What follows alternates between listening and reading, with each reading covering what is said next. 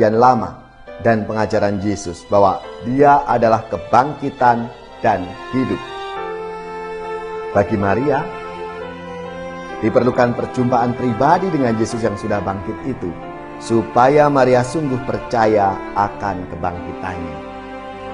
Saudari-saudaraku yang terkasih, pengalaman personal Maria Magdalena maupun Yohanes yang hari ini kita rayakan. Saudari-saudaraku yang terkasih, berjumpa kembali bersama saya Inspirasiku di Antara. Renungan Harian Rabu 27 Desember. Hari ini kita bersama seluruh gereja Katolik, pesta Santo Yohanes Rasul dan pengarang Injil. Semoga kita bersama keluarga dan komunitas kita selalu dalam keadaan baik, sehat, dan tetap bersemangat. Marilah kita mengawali renungan kita hari ini dengan tanda kemenangan Kristus. Dalam nama Bapa dan Putra dan Roh Kudus. Amin.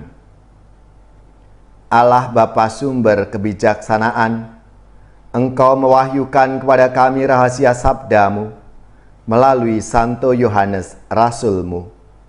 Kami mohon, semoga kami diberi akal budi yang jernih untuk memahami sabda kehidupan yang dengan cemerlang diperdengarkan dalam pewartaan kabar gembira. Dengan pengantaraan Yesus Kristus Putra-Mu Tuhan kami, yang bersama dengan Dikau dalam persatuan Roh Kudus, hidup dan berkuasa Allah sepanjang segala masa. Amin. Dalam nama Bapa dan Putra dan Roh Kudus. Amin. Inspirasi kita hari ini dari Injil Suci menurut Yohanes bab 20 ayat 2-8. Marilah kita siapkan kitab suci kita masing-masing. Kita akan membaca bersama-sama lalu merenungkannya. Pada hari Minggu Paskah, setelah mendapati makam Yesus kosong, Maria Magdalena berlari-lari mendapatkan Simon Petrus dan murid yang lain yang dikasihi Yesus. Ia berkata kepada mereka, "Tuhan telah diambil orang dari kuburnya, dan kami tidak tahu di mana ia diletakkan." Maka berangkatlah Petrus dan murid yang lain itu ke kubur. Keduanya berlari-lari, tetapi murid yang lain itu berlari lebih cepat daripada Petrus, sehingga ia lebih dahulu sampai di kubur. Ia menjenguk ke dalam dan melihat kain kafan terletak di tanah, tetapi ia tidak masuk ke dalam. Maka tibalah Simon menyusul dia dan masuk ke dalam kubur itu.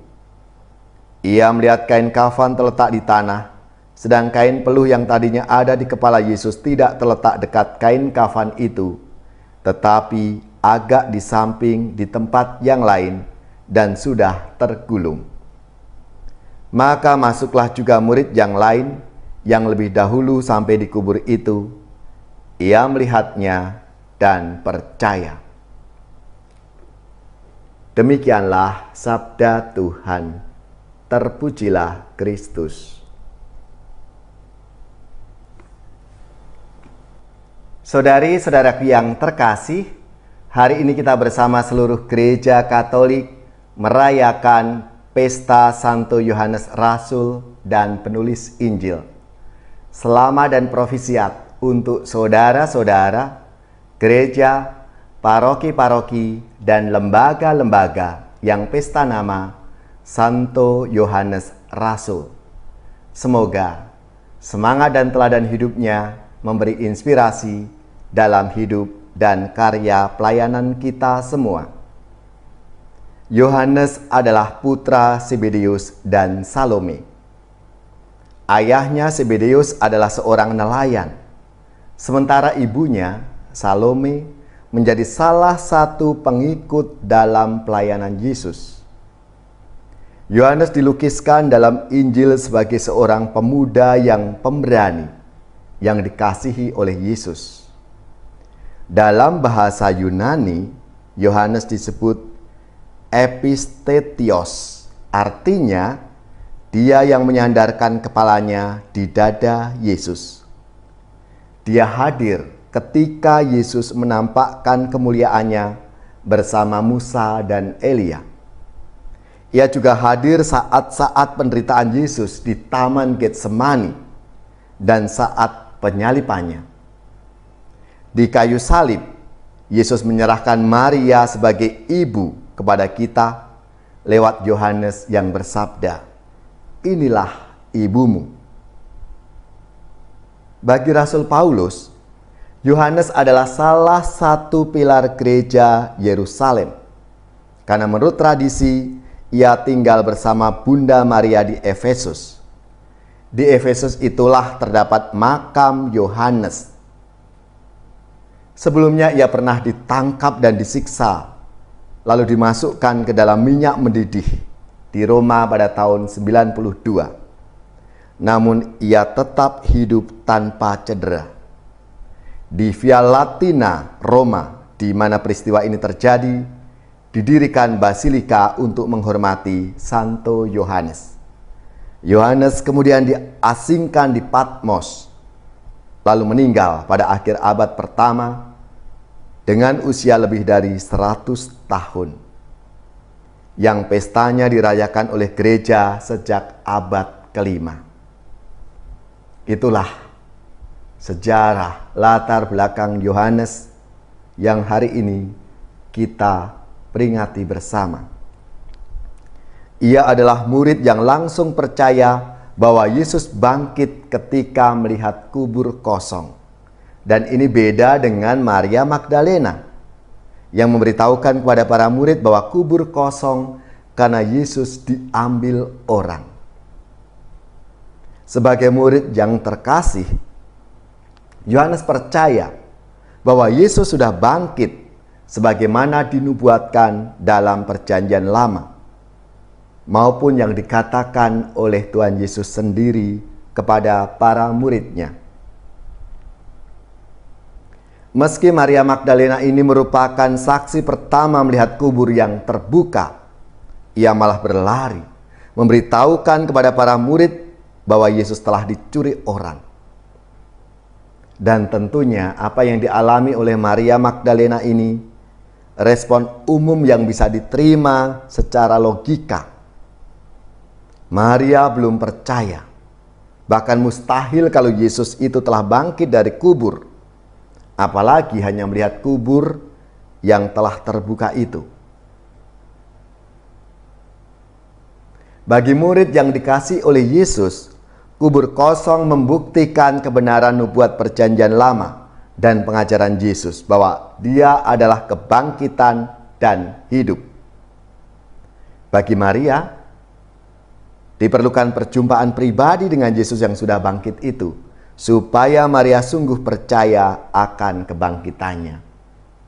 Saudari-saudaraku yang terkasih, pengalaman personal Maria Magdalena maupun Yohanes yang hari ini kita rayakan menjadi refleksi bagi kita semua.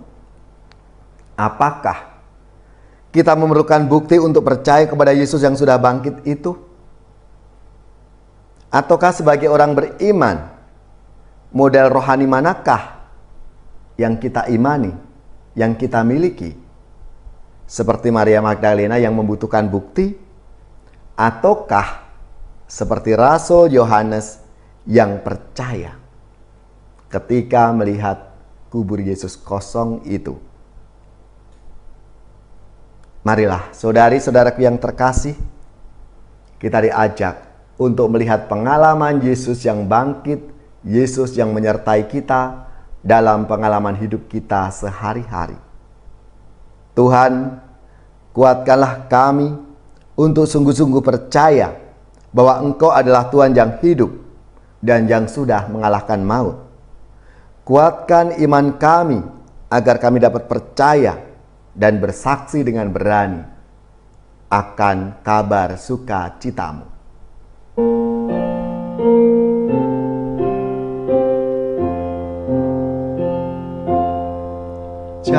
yang berpegang pada sabda Tuhan dan setia mematuhinya, hidupnya mulia dalam cahaya baka, bersekutu dengan Tuhannya. Percayalah dan pegang sabdanya, hidupmu dalam Yesus sungguh bahagia. Bila kita sedih, hidup kita pedih, Tuhan pun berperan dalamnya. Ia selalu dekat dan menjamin berkat bagi yang berpegang padanya. Percayalah dan pegang sabdanya, hidupmu dalam Yesus sungguh bahagia. Kasih-Nya yang kekal takkan kita kenal sebelum padanya berserah. Hidup bahagia disediakannya bagi yang berpegang padanya. Percayalah dan pegang sabdanya, hidupmu dalam Yesus sungguh bahagia.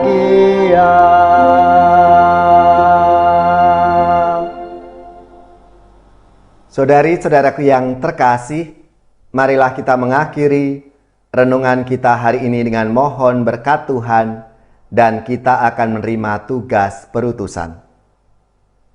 Marilah kita siapkan hati kita untuk menerima berkat-Nya. Semoga saudari-saudara sekalian, keluarga-keluarga dan komunitas kita, orang-orang yang kita doakan, mereka yang sakit, yang menderita, seluruh tugas, belajar, pekerjaan, usaha, serta karya pelayanan kita, dibimbing, dilindungi dan diberkati oleh Allah yang Maha Kuasa, Bapa dan Putra dan Roh Kudus. Amin.